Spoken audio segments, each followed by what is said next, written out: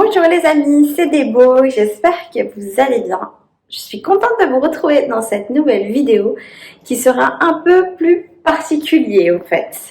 Je vais vous expliquer tout ça, ne vous inquiétez pas. Donc aujourd'hui, ça va pas être un tuto couture ni un tuto technique, ça va plutôt être un projet que j'avais envie de vous partager tout simplement. Donc je vous emmène avec moi dans cette aventure, donc ça sera par petits épisodes parce que je pourrais pas tout faire d'un coup. Je vous explique ça tout de suite dans la suite de la vidéo. Alors le projet que je vais faire, c'est en fait une robe de mariée en fait pour ma maman qui veut se remarier depuis 2 ans, mais avec le Covid, elle a dû annuler. Du coup, j'ai retardé de faire sa robe. Et normalement, ça serait pour là au mois de mai, donc il me reste à peu près 4 mois. Donc il est peut-être temps que je m'active. Du coup, je voulais vous emmener avec moi dans cette aventure et vous montrer donc étape par étape comment faire une robe de A à Z en fait, vraiment de partir de rien pour pouvoir avoir une robe au final. Donc c'est vraiment un gros projet et je voulais vous le partager comme ça vous aussi vous pouvez voir comment on part de rien à la création de patrons, à la création de prototypes. Donc ça va être un premier essai pour la robe et après confectionner la robe finale. Donc voilà, je voulais partager tout ça avec vous et vous emmener dans chaque étape, comme ça vous pouvez vraiment voir comment on confectionne un vêtement de A à Z et comme ça je peux vous donner des petites astuces et ça pourra vous aider aussi par la suite si vous voulez faire du patronage, parce que je sais que c'est un peu compliqué, le patronage c'est vraiment, faut vraiment bien réfléchir et savoir de quoi on parle. Donc je me dis que ça peut être aussi sympa de vous montrer comment ça se passe. Donc on y va, c'est parti, je vous emmène avec moi. La première étape que j'ai fait, donc j'ai fait ça déjà depuis un petit moment, c'est de demander à ma maman de choisir donc sur internet où elle voulait des modèles de robes qui lui plaisaient. Donc on a fini par en sélectionner 2 ou 3 je pense. Et en fait ce qui est bien dans la couture, si vous savez coudre, c'est si vous avez plusieurs robes qui vous plaisent, c'est de prendre un élément de une, un élément de l'autre, et vraiment de mixer et de tout assembler à votre façon pour avoir une robe unique et à votre goût. Donc c'est ce qui va se passer. Si je peux, je vous mettrai quelques photos ici de la robe que ma mère elle a choisie. Enfin, ça sera plusieurs idées.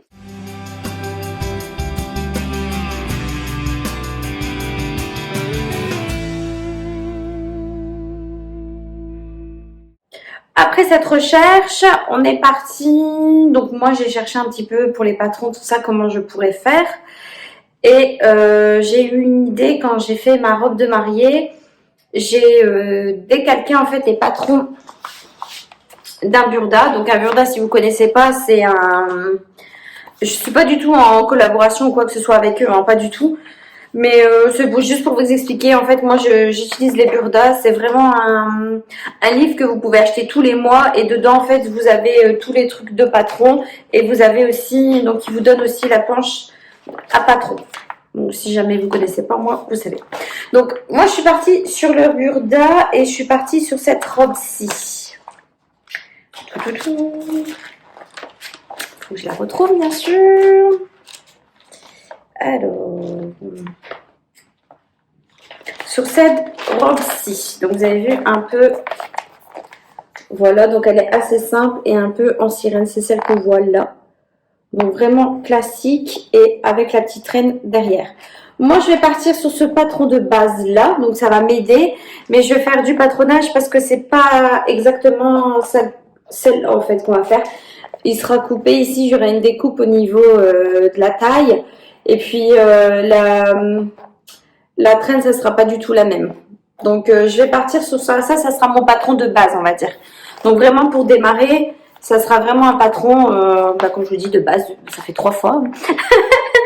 Donc si vous voulez partir sur une robe que vous avez vue sur internet, n'hésitez pas à chercher un patron de base, vraiment qui se rapproche à peu près de la robe que vous voulez, ou même si vous avez une robe chez vous qui ressemble à peu près à ça, vous pouvez décalquer les patrons dessus et au moins vous avez déjà votre patron de base. Et après, vous retravaillez, donc là c'est le patronage, vous retravaillez, vous faites les découpes, il faudra rajouter même les centimètres de couture, tout ça. Donc là c'est ce que je vous propose de faire, donc partir sur le patronage de la robe que je vous ai montré sur le burda et on va faire donc les patrons. Donc si la vidéo est pas trop longue, je vais faire tous les patrons avec vous et on se retrouvera dans une prochaine vidéo pour faire donc là ça sera la découpe et le prototype. En fait le prototype c'est vraiment comment je vais vous expliquer ça? En fait moi je fais vraiment un prototype quand c'est vraiment des gros projets comme des robes de soirée, des robes de mariée, tout ça. Comme ça, on peut essayer, on peut voir si ça va. Faut rajouter des pinces, faut modifier, tout ça. C'est beaucoup mieux de faire comme ça que de faire directement sur le tissu et après, bah, si ça va pas, c'est foiré, quoi. Moi, je préfère, j'ai toujours travaillé comme ça, c'est plus facile. Donc, après, c'est à vous de voir. Moi, je vous donne tout ce que, bah, tout comment je fais moi. Après, c'est à vous d'adapter comment vous voulez travailler. Donc voilà, donc on se retrouve sur ma table dans 2 minutes pour vous expliquer donc un peu le patronage, tout ça, et pour la première partie de la robe de mariée. Je vous retrouve sur ma table. Donc comme je vous ai dit tout à l'heure, moi j'ai un gros classeur. Comme vous pouvez voir, il est énorme. Il est daté en fait de chaque année. Et j'ai mis tous les patrons que j'ai pu faire pour me repérer comme ça l'année, tout ça. J'ai même fait des petits dessins vite fait, comme ça je sais à peu près quel est le modèle. Bref, vous avez vu, très bien organisé. Du coup, je suis venue donc chercher le patron que j'ai déjà mis sur la table. Donc ça, je mets de côté. Et donc je vais vous dire comment je travaille moi. J'ai pris mon ordinateur, comme ça j'ai mis directement les photos dessus. Donc toujours toujours avoir un visuel sur la tenue que vous voulez faire, comme ça vous ne perdez pas de vue. S'il faut une pince, s'il faut des empiècements, s'il faut mettre, je ne sais pas, un col rond, peu importe. Comme ça vous avez toujours le visuel sur le projet que vous voulez faire. Donc, je suis allée prendre aussi des feuilles pour pouvoir faire les patrons. Vous faites comme vous voulez, si vous avez des feuilles à patron, si vous avez, prenez vraiment ce que vous voulez. Bon, moi j'ai pris des feuilles, hein, je vais le scotcher. J'ai pris aussi mon perroquet et ma grande règle. Et du coup, on y va. Je vais peut-être vous rappeler aussi les mesures.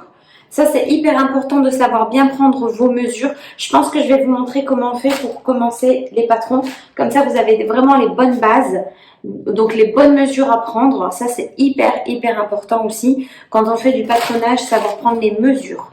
Donc, je pense que je vais vous montrer les mesures de base. Comme ça, vous savez, si jamais vous devez commander sur Internet ou vous voulez vous faire un patron vous-même, au moins, vous savez faire vos mesures de base. Je vais vous donner quelques mesures de base, donc vraiment quelques, parce que sinon demain on y a encore si je dois faire toutes les mesures. Mais je vais vous donner celles de classique, qu'en général on demande souvent. Donc si vous prenez vos mesures, par contre, comme moi j'ai un gros pull, faut l'enlever, comme ça vous avez vraiment quelque chose d'assez fin en dessous, parce que sinon avec les gros pulls ça peut fausser un petit peu les mesures. Bon, moi je vais le garder puisque c'est pas pour moi la robe, c'est pour ma maman, donc ça, les mesures, c'est pas trop grave. On commence par la mesure de poitrine. Donc, le dos, il doit être vraiment au niveau de votre soutien-gorge. Donc, vraiment, il doit être le plus droit possible. Et ensuite, vous venez ici, donc jusqu'au bout des seins, donc vraiment sur le téton. Hein. Hop, et vous venez prendre votre mesure. Donc surtout, ne tirez pas dessus, sinon vous allez écraser votre poitrine et c'est pas ça qu'on veut. C'est vraiment que vous ayez une mesure correcte, parce que si vous écrasez, après quand vous allez faire vos vêtements, votre mesure sera complètement faussée. Donc prenez vraiment où vous êtes à l'aise. Donc moi je vous dis à peu près j'ai 102. Avec un gros pull, voilà. Donc j'ai 102. Ensuite, la deuxième mesure qu'on va prendre, c'est la tour de taille. Donc le tour de taille en général, on confond tout le temps avec le tour de taille et tour de hanche. Tour de taille, ça va être l'endroit le plus creux de votre ventre. Donc vraiment, ça va être l'endroit le plus creux. Donc en général, on est ici à peu près. Donc juste au-dessus du nombril. On est ici. Vous avez vu, c'est l'endroit qui fait vraiment comme ça, le plus creux. Donc pareil derrière, on essaie d'être bien droit. Si vous avez peur, hein, vous demandez à quelqu'un qui est là au cas où pour vous aider. Et pareil, donc vous prenez où vous vous sentez à l'aise, hein, surtout ne tirez pas dessus. Donc moi je suis à peu près, on va dire à 89, comme ça vous avez une idée. Et ensuite ça va être le tour de hanche. Alors le tour de hanche, on se trompe énormément aussi. Le tour de hanche, ça va être ici, au niveau des fesses. C'est l'endroit le plus, je vais dire, volumineux. Donc moi j'ai quand même, voilà, fesses quoi. Donc c'est l'endroit le plus comment je vais vous expliquer ça? Le plus volumineux des fesses. Donc c'est pas, ça va pas être ici devant ni en dessous, c'est vraiment au milieu. Donc vous devez vraiment prendre le milieu, le plus bombé de vos fesses. Vous essayez de le mettre bien, bien, bien. Et vous prenez comme ceci. Donc vraiment ici, je vais rentrer 2 secondes dans mon pantalon, comme ça vous pouvez bien voir. Donc vous prenez vraiment le plus volumineux. Donc vraiment, vous essayez de bien le mettre droit. Et ici pareil devant, vous essayez de rester bien droite. Et comme tout à l'heure, surtout vous ne tirez pas dessus parce que si vous faites une robe ou une jupe, vous allez être complètement serré.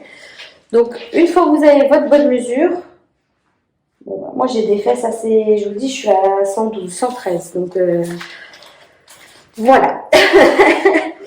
Ensuite, vous avez le tour de cou que vous pouvez prendre. Donc ça c'est la mesure la plus facile. Hein. Tour de cou, hop. Ici, vous avez l'épaule aussi, ce qu'on demande en général. Donc l'épaule, ça va être un peu plus compliqué parce que c'est vraiment là où ça commence. Donc vous pouvez vous baser à partir d'un pull. Donc ça commence ici. Et vous avez vraiment ici comme un os. Vous pouvez vous sentir. Donc ça fait vraiment comme un os. Donc vous allez de votre os, donc vous sentez, jusque au niveau du col. Donc moi j'ai à peu près 8 cm. Donc vous avez vraiment la bonne mesure au cas où, comme ça vous pouvez baser sur les miennes. Ensuite, une mesure que vous pouvez prendre aussi, donc ça va être ici la mesure du bras. Donc pareil, on se remet au niveau de l'os. Voilà. Et on vient prendre, donc là il faut demander à quelqu'un parce que normalement il faut le prendre comme ceci. Donc on vient le prendre comme ça, on passe sur le coude et on vient ici mesurer jusqu'au niveau du poignet. En fait, il faut toujours prendre la manche comme ceci, parce que si vous prenez la manche comme ça risque d'être plus court. Donc quand vous mettez la manche, là, quand vous prenez votre mesure et que vous avez votre bras plié, quand vous allez la mettre droit, forcément ça ira. Parce que si vous prenez de là à là et qu'après vous pliez votre bras, forcément, quand vous pliez, ça demande plus de tissu. Donc, ça risque de passer. Voilà. Donc, je pense que c'est à peu près les mesures. Après, pour prendre une mesure, par exemple, pour faire une jupe, la longueur, par exemple, vous prenez la hauteur de où vous voulez. Donc, si vous voulez que ce soit une taille très haute, une taille haute, une taille basse, à peu près nombril. Donc, vous prenez à peu près ici au niveau du nombril. Vous plaquez ici sur votre cuisse votre mètre, comme ça il ne bougera plus. Et vous venez après, donc si vous êtes tout seul, hein, vous regardez ici à peu près la mesure. Donc moi je vais dire, je ne sais pas, moi 45. Hop, comme ça vous avez la bonne mesure. Si jamais il y a quelqu'un qui peut vous aider, ben, qui regarde directement la longueur. Après, voilà, c'est tout ce que je peux vous dire. Après, si vous voulez prendre ici la mesure, donc épaule poitrine pour le buste, vous allez donc niveau de l'épaule, pareil, il faut passer ici donc sur l'endroit le plus élevés des seins, donc forcément vous passez par le téton. Voilà, donc vous plaquez, hein. Hop, et après ça dépend où vous voulez aller, donc le buste.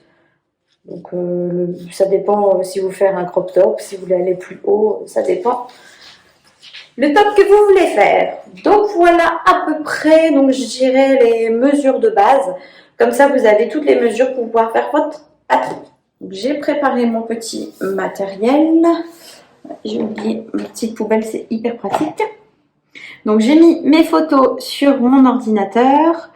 J'ai préparé donc mes patrons, j'ai pris mes aiguilles, j'ai pris un crayon, une petite règle, du scotch pour pouvoir épingler, scotcher les feuilles au cas où, et j'ai pris un ciseau.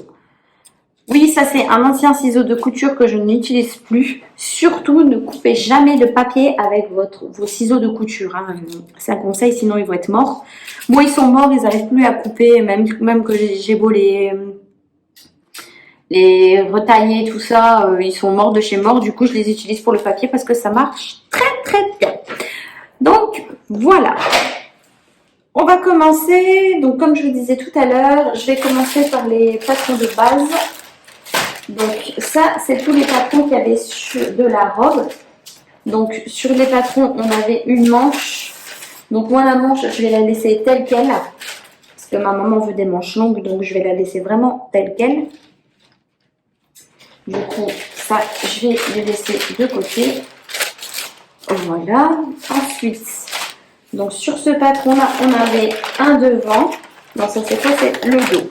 Donc le dos, il est très long. Il est en une seule partie en fait. Vous avez vraiment le devant et le bas inclus dedans. Donc il est très long. On a une pince dos sur le côté. Et normalement, elle se ferme. Non, elle se ferme dans le dos avec une fermeture éclair. Voilà. Ensuite, on a... Ici, qu'est-ce que c'est? Ah oui, en fait, dans cette robe, il y a une rallonge en fait comment je vais dire ça, de traîne.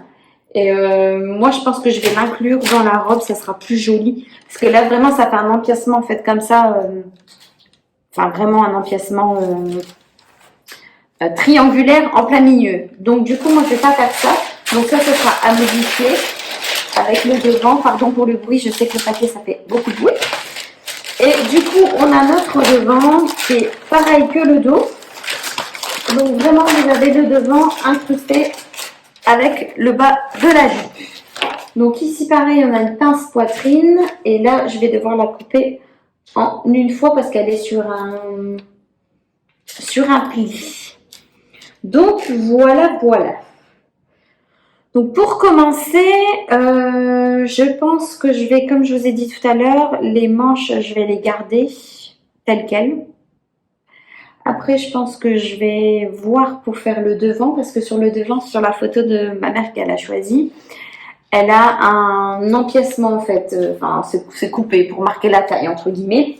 Donc je pense que je vais couper pour marquer la taille, donc je vais rajouter, surtout si vous modifiez les patrons, n'oubliez pas de rajouter des valeurs de couture, hein, donc 1 cm à chaque fois. Je préfère vous le dire.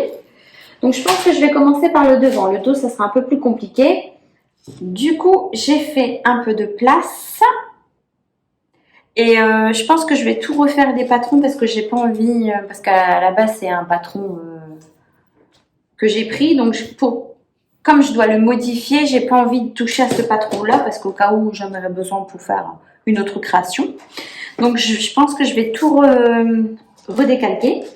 Je vais laisser donc ici ça fait un col un peu bateau. Donc ça je vais le laisser parce que ma mère voulait pas un grand décolleté. Donc je vais laisser comme ça un petit col bateau.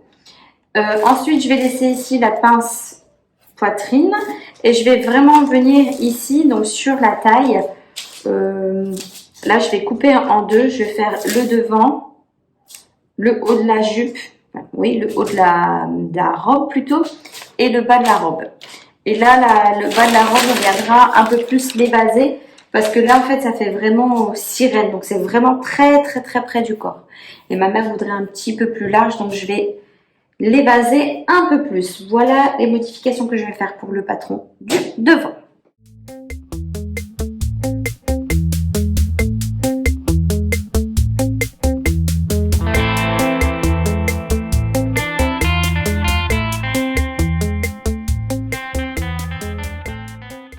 Donc j'ai tout décalqué, donc le devant.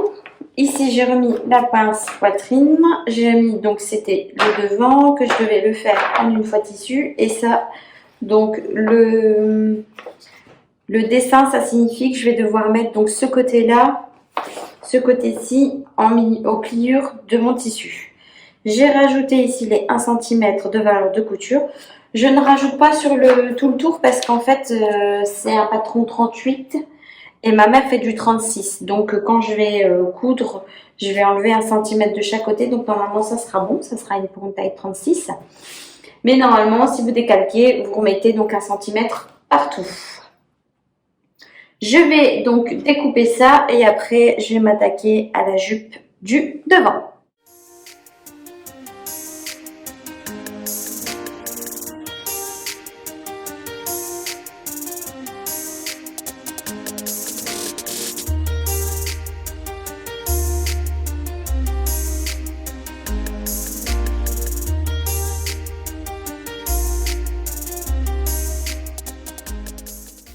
Donc, comme vous pouvez voir, ça n'a plus rien à voir. J'ai fait des multiplications. Donc ça, c'est le patron de base. Voilà. Et du coup, j'ai rajouté, parce qu'en fait, ma mère m'avait donné une de ses robes de soirée à elle. Donc comme ça, j'ai pu mesurer la longueur. Donc c'est trop petit, donc j'ai rajouté la longueur. Et ensuite, j'ai enlevé le côté trop, comment je vais vous dire ça, trop serré. J'ai évasé un peu plus, donc en faisant une courbe plus droite. Parce que là, c'était vraiment très près du corps, comme vous pouvez voir. Donc ce côté-là. Et moi, j'ai fait comme ça, donc j'ai fait beaucoup plus droit. Comme ça tombera comme ça. Ça fera plus comme ça. Voilà ce que j'ai fait pour le devant. Donc maintenant mon devant moyen est terminé. Donc je pense qu'au niveau patronage, tout ça, on est ok. Je suis ok pour le devant. Donc, du coup, je récapitule. J'ai le bas de ma jupe de mon devant. Et là, j'ai le dos, n'importe quoi. Le haut de mon devant. Le haut et le bas. Voilà, donc ça, ce sont mes nouveaux patrons. Donc ceux-ci, je vais les mettre de côté. Et maintenant, je vais m'attaquer au dos. Donc le dos, comme je disais tout à l'heure, ça va être un peu plus particulier parce que comme ma mère veut une traîne, il va falloir que je l'adapte au dos. Parce qu'en fait, là, elle n'est pas adaptée. C'est ça, en fait, qu'on rajoute une fois qu'on coule les deux parties. Ici, entre les deux, donc vous avez un côté et l'autre côté du dos. Et en fait, on vient incruster ça, cette partie-là, qui fait plus court et plus long, forcément. Voilà, c'est cette partie-là qu'on vient juste incruster dans un rectangle. Moi, je veux pas du tout ça. Moi, je veux vraiment une traîne donc qui soit déjà directement dans la robe. Donc, du coup, ça, je vais un petit peu abandonner.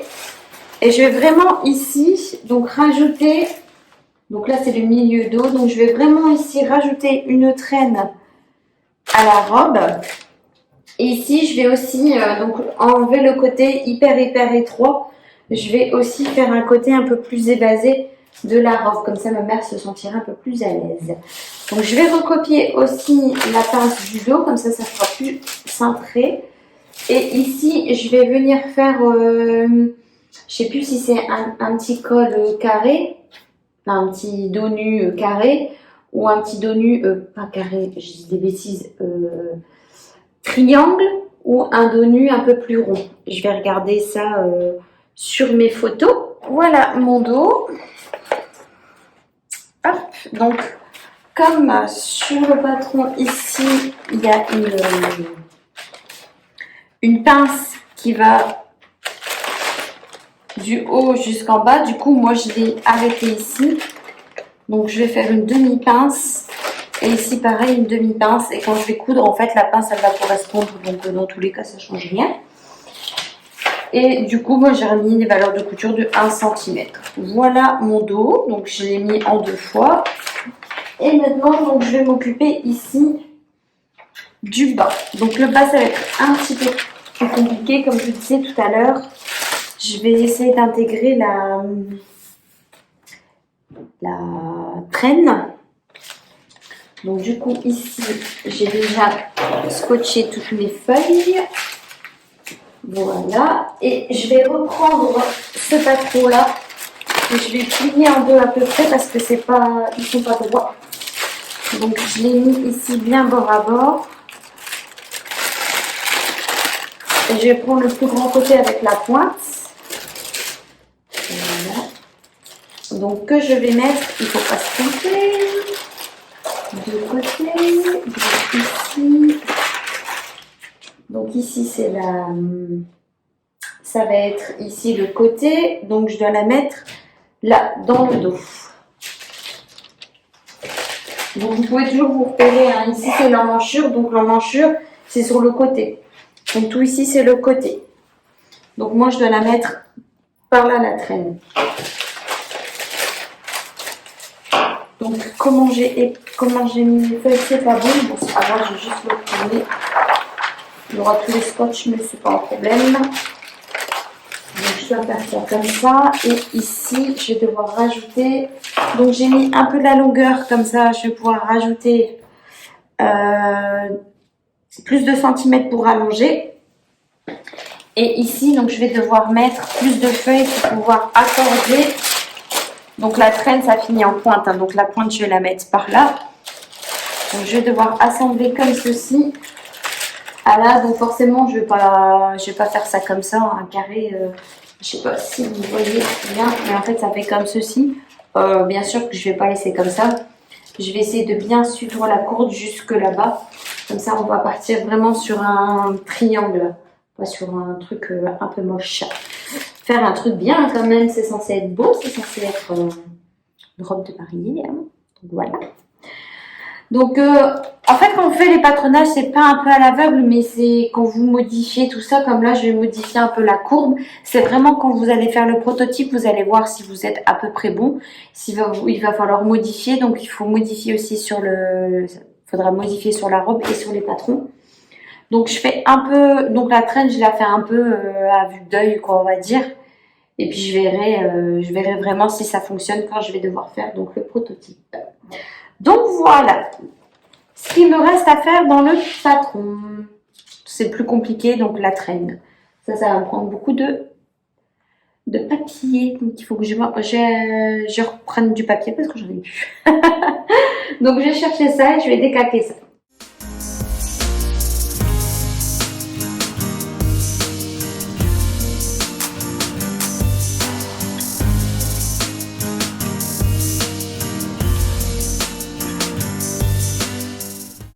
Et voilà ce que ça donne avec le dos. Je l'ai pas écrit. Donc ça c'est jupe dos. Et il m'en faudra 2. Donc vous avez vu, donc ça c'est le haut du dos. Et après ici, donc, vous avez vraiment toute la traîne. Comme je vous ai dit tout à l'heure, je l'ai fait un peu au pif, la traîne. Ça je verrai quand je vais coudre. Voilà. Comme vous pouvez voir, il fait noir. Donc les patrons, ça prend beaucoup de temps quand même. Hein. Faut pas se mentir, ça prend quand même énormément de temps. Faut bien réfléchir, faut bien être au calme. Surtout pour pas se tromper. Donc ce qui m'a pris le plus de temps, c'est forcément la jupe dos avec la longue traîne qu'il y a derrière. Mais bon, voilà, mes patrons sont faits, je suis contente, j'ai bien avancé. Une fois que ça c'est fait, après on passera donc à la vidéo numéro 2. Ça sera le prototype. Ça sera pour la prochaine fois. J'espère que vous avez apprécié ma vidéo et que vous avez passé un bon moment en ma compagnie. Et je suis contente de vous emmener avec moi dans ce projet qui sera quand même costaud. Mais bon, là on a fait une grosse bonne partie, c'est les patrons. Et voilà, je vous fais des gros bisous et puis on se retrouve pour la partie 2 très vite. À bientôt les amis. Bye bye.